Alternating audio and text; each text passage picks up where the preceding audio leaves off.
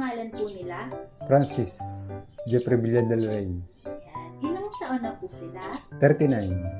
Ilang taon na po kayo nagta-tricycle driver? Almost 15 years na. Ilan po yung anak po ninyo? Dalawa. Yung panganay ko, 13 years old. Tapos yung padalawa ko, 7 years old. Kamusta naman po ang pagiging isang father? Masaya. Gawa ng mga bata ko, mga anak ko, ay masisipag mag-aral. Tsaka nakakatulong na sa amin paglilinis ng bahay. Masaya po. Gawa ng binigyan nyo ko ng chance para bukas na magkameron ng kasiyahan. I-celebrate ang Father's Day. Tapos binilan nyo ako ng damit para bukas na bago na makapagsusuot ko bukas sa Father's Day.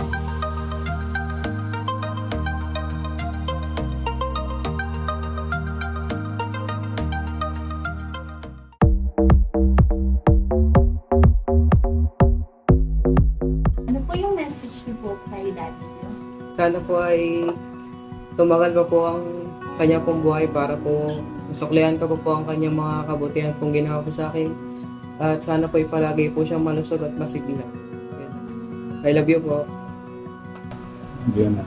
Message ko sa aking anak na lalaki, panganay ko, mag-grade 9 ka na, ayusin mo ang pag-aaral mo, panatilihin mo yung honor at nandito lang kami ng iyong ina.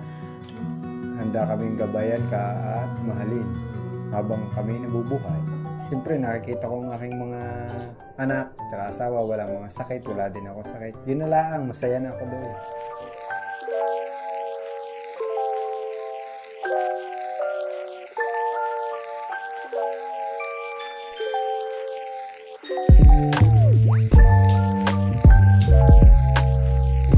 Kay Mrs.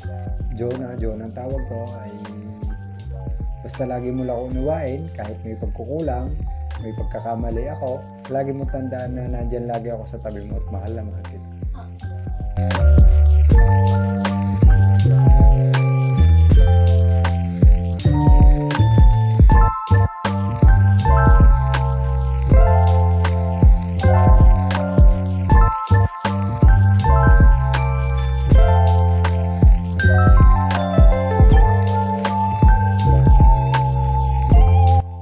Sobrang saya ko dahil nakasama ko ang aking pamilya at masaya ko kasi ako napili ng Positive Nation na makasama ang pamilya ko ngayong Father's Day.